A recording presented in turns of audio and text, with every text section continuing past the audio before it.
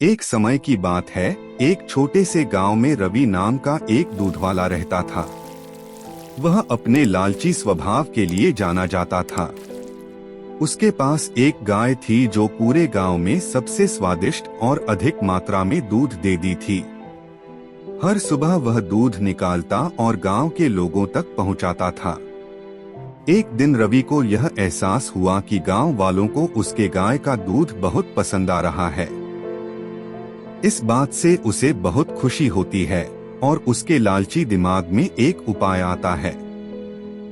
वह सोचता है कि अगर मैं दूध में पानी मिला दूं तो मैं अपना मुनाफा बढ़ा सकता हूं और किसी को पता भी नहीं चलेगा। उस दिन के बाद से रवि गांव वालों को दूध पहुंचाने से पहले उसमें पानी मिला देता था।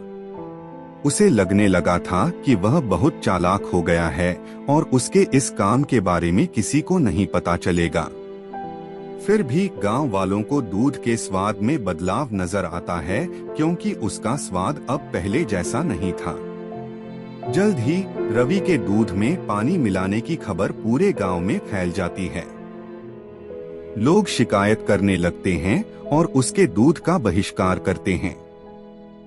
लोगों को बहुत गुस्सा आता है, क्योंकि उन्हें लगता है कि उन्होंने जिस पर भरोसा किया उसी ने उनके साथ धोखा किया है।